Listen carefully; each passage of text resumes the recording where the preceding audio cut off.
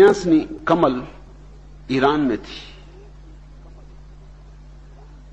वो अपने प्रेमी के साथ किसी जल प्रपात पर स्नान करने गई थी एकांत में। अमेरिकन है तो सारे वस्त्र उतार के वो स्नान कर रहे थे। वहां कोई और था नहीं कि आ गए 4 ईरानी। उन्होंने उनके प्रेमी को तो पकड़ लिया कमल के, उसको तो रस्सी से बांध दिया एक वृक्ष से और उसके साथ बलात्कार किया।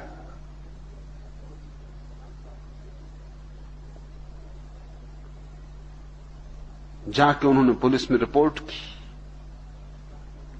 पुलिस ने कहा कि हम उनको पकड़े लेते हैं, अगर वो पकड़ गए तो तुम्हें अदालत में बयान देना पड़ेगा। बस इतना बयान काफी कि उन्होंने तुम्हारे साथ बलात्कार किया, कि उनको चारों को फांसी हो जाएगी। अभी तो ईरान में कोई भी आदमी को मूलियों की तरह काटा जा रहा है। कमल ने मुझे तार भेजा कि मैं क्या करूं, क्या 4 आदमियों को कटवा दूं? माना कि उन्होंने मुझे सताया, मगर बात आई और गई हो गई। मेरा क्या बिगड़ गया? 4 आदमियों को कटवा दूं?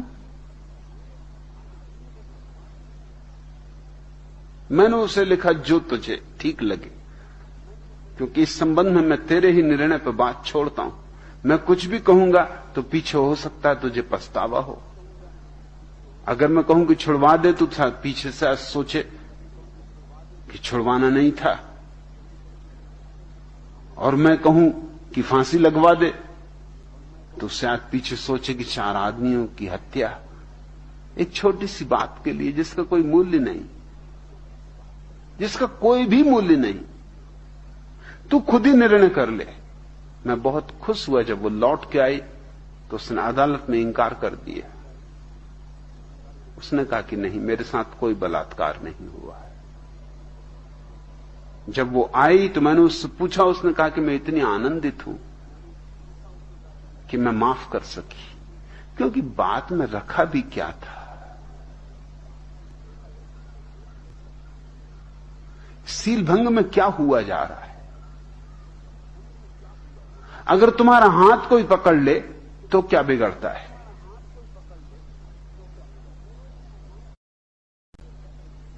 योनि प्रवेश से भी क्या बिगड़ता है? बहुत ही ज्यादा हो तो डूस लेके सफाई कर लेना। इतना मूल्य मत दो, अति से मूल्य दे रहे हो। जिंदगी में और जरूरी चीजें। मैं खुश हुआ, मैंने उसे आशीर्वाद दिया कि मैं प्रसन्न हूं, तूने ठीक निर्णय लिया। 4 आदमियों की जिंदगी का मूल्य बहुत ज्यादा है। मैंने कहा उन पे क्या गुजरी? ने कहा कि उनके चेहरे देखने लायक थे, आंखों से उनके आंसू गिरने लगे। जब हम अदालत से बाहर आए उन 4 ने मेरे पैर छुए और कहा कि हमें क्षमा कर दो, हम मूढ़, बस हमसे भूल हो गई। हमने ये आशा ही नहीं की थी, हम तो तय करके आए थे कि अभी मौत, क्योंकि स्त्री का कह देना काफी है ईरान में।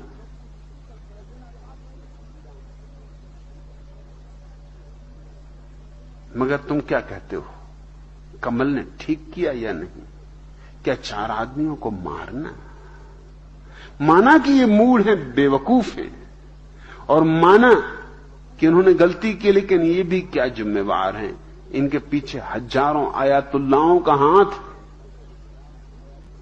जो आयातुल्लाह खोमेनी इनको फांसी लगवाएंगे, उन्हीं के सिद्धांतों और शिक्षाओं का ये परिणाम। यहां बड़ा है, अद्भुत काम चल रहा है इस दुनिया में। जो यहां सबसे ज्यादा उपद्रव के कारण है वे पूजे जा रहे हैं। मेरी ऐसी दृष्टि नहीं। 99% शीलभंग तो समाप्त हो जाए, 1% रहेगा, क्योंकि कुछ न कुछ विक्षिप्त लोग कभी भी हो सकते हैं। मगर उनकी मानसिक चिकित्सा की जा सकती है, और उतना हमें स्वीकार करके चलना चाहिए, क्योंकि आदमी कोई परिपूर्ण नहीं, उसमें थोड़ी भूल चूकें होती रहेंगी, मगर भूल चूके हैं। उनको इतना मूल्य देना कि जैसे सारा जीवन ही उन्हीं पर आधारित है, गलत है। और उसी मूल्य के कारण अड़चन खड़ी होती है। अब तुम कहते हो कि निंदा सील भंग करने वाले की जानी चाहिए, उसकी नहीं जिसका सील भंग किया जाता है। निंदा किसी की भी नहीं की जानी चाहिए, निंदा की जानी चाहिए उस व्यवस्था की जिसमें सील भंग करने वाला पैदा होता है, और जिसमें सील भंग करवाने वाले पैदा होते। निंदा होनी चाहिए उस व्यवस्था की, उस संस्कार की, उस संस्कृति की। उसकी तुम बात नहीं उठा रहे हो यश कोहली। तुम चाहते हो इन दोनों में से तय हो जाना चाहिए। निंदा दोनों की नहीं होनी चाहिए, दोनों एक अर्थ में निर्दोष है। दोनों का क्या कसूर है? एक नकारात्मक रूप से भागीदार है, एक विधायक रूप से भागीदार है, मगर दोनों निर्दोष हैं। दोषी है तो व्यवस्था है। तुमने पूछा, भारत में आक्रांति की निंदा होती है और आक्रामक अपना खेल अबाध जारी रखता है। ये सारी दुनिया में ऐसा है, क्योंकि पुरुष सारी दुनिया में आक्रामक रहा है, और सारे पुरुषों ने ही धर्मशास्त्र बनाए, उन्होंने ही नियम रचे, नीति रची, इसलिए स्त्रियों के लिए कोई जगह नहीं छोड़ी। स्त्रियां नरक के द्वार हैं। और तुम अभी भी बाबा तुलसीदास जैसे लोगों को पूजे चले जाते हो। स्त्रियां नरक के द्वार हैं। ढोल गमार शूद्र पशु नारी, ये सब ताड़न के अधिकारी। ये बाबा तुलसीदास इतने नाराज क्यों स्त्रियों पर? और सच ये है, इनकी स्त्री ने ही इनको बोध दिया था। ये खुद ही कामातुर थे। स्त्री गई थी मायके, नहीं रोक सके अपने को, पहुंचे हुए बाबा रहे होंगे, पहुंच गए बरसात में, नदी आई हुई थी, मुर्दे को पकड़ के नदी पार कर ली। कामांध रहे होंगे, मुर्दे को समझा कि लक्कड़, और फिर सांप को पकड़ के चढ़ गए मकान के पीछे से। बाबा लोग हमेशा मकान के पीछे से चढ़ते। सांप को समझा कि रस्सी है। अरे बाबा लोग तो मस्त रहते, उनको क्या फर्क। रस्सी में सांप देखें, सांप में रस्सी देखें, उनके खेल का तो तुम कुछ पूछो ही मत। स्त्री ने उनको चौंकाया, जगाया। स्त्री ने कहा, ये क्या करते हो? काश इतना प्रेम तुम्हारा राम से होता तो सर्वस्व पा लेते, जितना तुम्हारा मुझसे प्रेम। चोट खा के लौट पड़े, उसी चोट का बदला ले रहे हैं। स्त्री ने स्वर्ग का रास्ता बताया, स्त्री को कह रहे हैं नरक का रास्ता। उसकी गिनती ढोल गंवार शूद्र पशु नारी में कर रहे हैं कि उसको पीटो। वो स्त्री ने जो पिटाई कर दी उस दिन, वो याद भूलती नहीं, उसका घाव गहरा बैठ गया है। ये तुम्हारे सब ऋषि मुनि समझाते हैं स्त्री नरक का द्वार है। स्त्री नरक का द्वार क्यों होने लगी? मगर ये ऋषि मुनियों का मन स्त्रियों में उलझा है। ये बैठे हैं धुनी रमाए वगैरह, राम नाम की माला जप रहे हैं, और भीतर काम ही काम उबल रहा है। घबरा रहे हैं, भयभीत हैं, बेचैन हैं, परेशान हैं।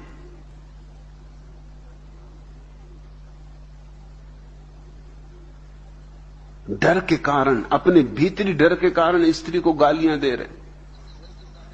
और इन्हीं ने सब शास्त्र बनाए, इन्हीं ने सब नियम बनाए, यही तुम्हारी छाती पे सवार है। इसलिए आक्रामक की निंदा होती, क्योंकि आक्रामक पुरुष है और आक्रांता स्त्री।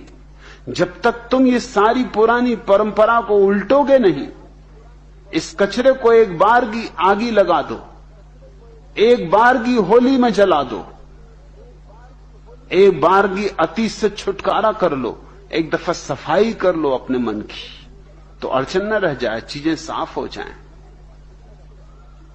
लेकिन साफ नहीं हो पाती, क्योंकि यही लोग तो तुम्हारे विचारों के निर्माता हैं। इन्हीं के आधार पर तो तुम सोचते हो, इन्हीं की लकीरों पर तो तुम दौड़ते हो। इन्होंने पटरियां बिछा दी हैं, उन्हीं पे तुम्हारे विचार की ट्रेनें दौड़ा करती हैं, आगे पीछे।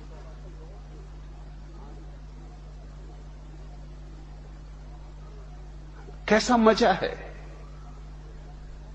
युधिष्ठिर को तुम कहते हो कि ये धर्मराज है, जुआ खेलें, ये स्त्री तक को दांव पे लगा दिया तो भी धर्मराज है।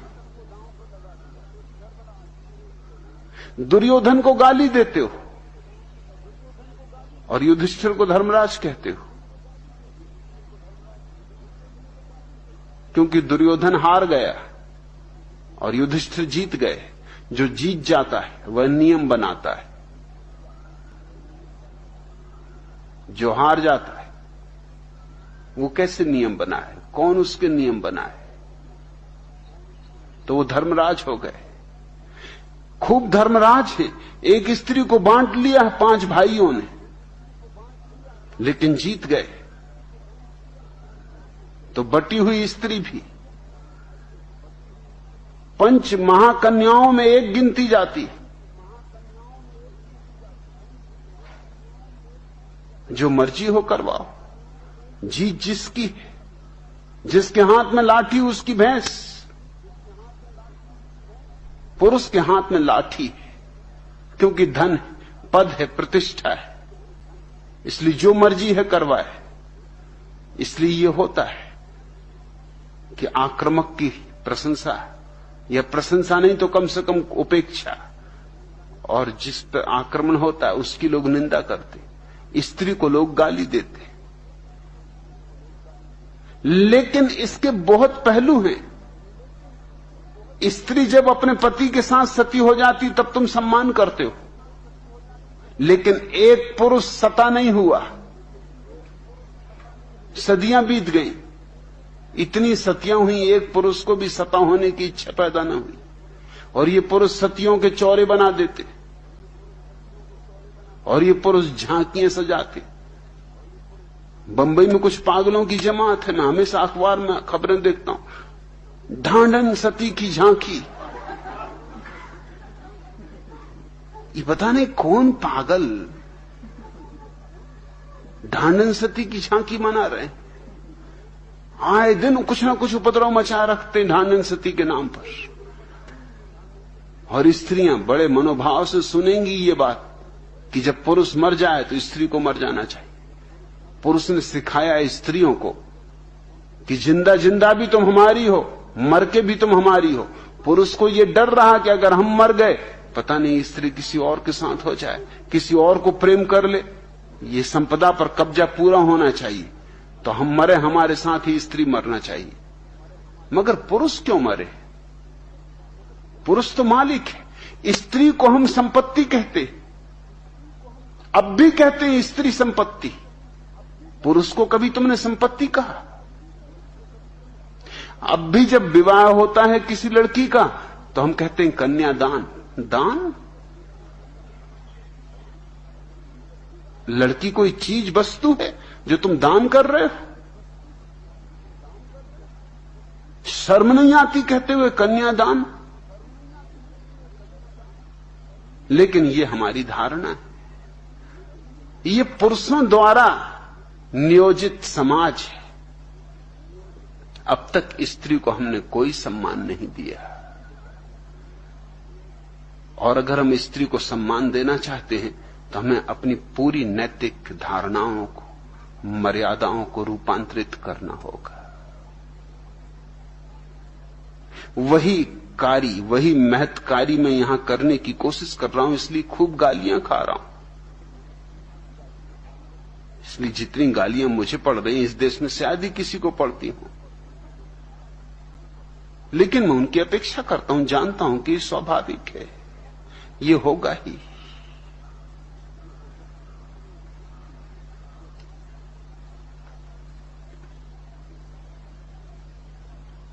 तुम पूछते हो स्त्री मूक होकर दुख झेलती, तुमने सिखाया उसको मूक रहना, तुम बोलने कहां देते हो? स्त्री की तुमने वाणी छीन ली। पहले तुमने उसे वेद पढ़ना रुकवा दिया,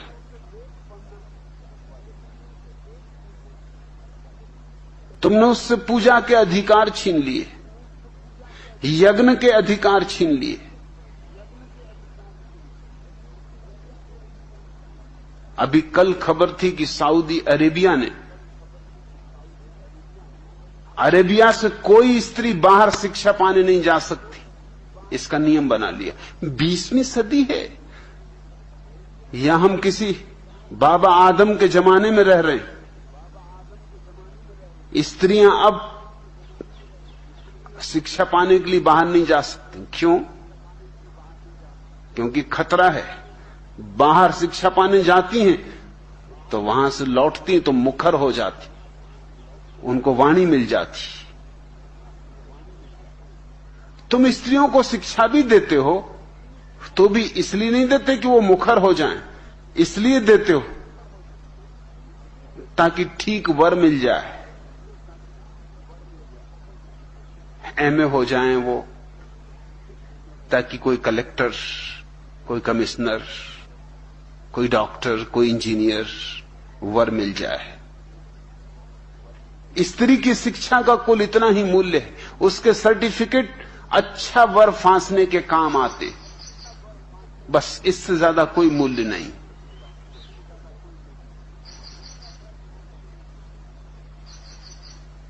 इसलिए तुम स्त्रियों को किस तरह के विषय पढ़ाते हो? उस तरह के विषय पढ़ाते हो जिनका जीवन में कोई मूल्य नहीं। मैं दर्शन शास्त्र का प्रोफेसर था, मैं चकित हुआ ये देख के कि अधिकतर लड़कियां ही दर्शन शास्त्र पढ़ने आती। मैंने पूछा कि माजरा क्या है, लड़कों को क्या हुआ? लड़के साइंस पढ़ते, गणित पढ़ते, लड़कियां क्या करेंगी गणित और साइंस पढ़ के? उनको कोई दुनिया में काम थोड़ी करना है, वो दर्शन शास्त्र पढ़ती जिसका कोई उपयोग ही नहीं।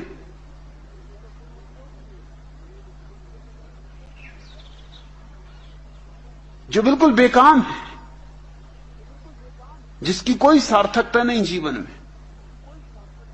चूल्हा फूको और दार्शनिक चिंतन करो। और दार्शनिक चिंतन में ऐसी बातें भी हैं पुराने दार्शनिक शास्त्रों में कि पात्र घी को संभालता है कि घी पात्र को संभालता। बस चूल्हा फूको और संभाल संभाल कर देखो कि पात्र घी को संभालता कि घी को पात्र संभालता। और करना क्या है? रहस्यपूर्ण बातें सोचो।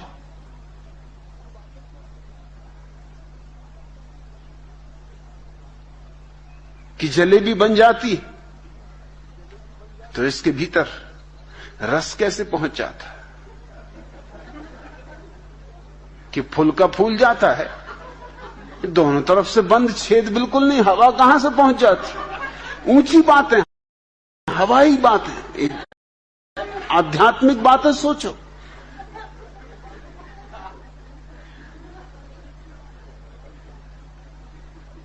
दर्शन शास्त्र पढ़ती हैं लड़कियां, काव्य शास्त्र पढ़ती हैं लड़कियां, भाषा शास्त्र पढ़ती हैं लड़कियां।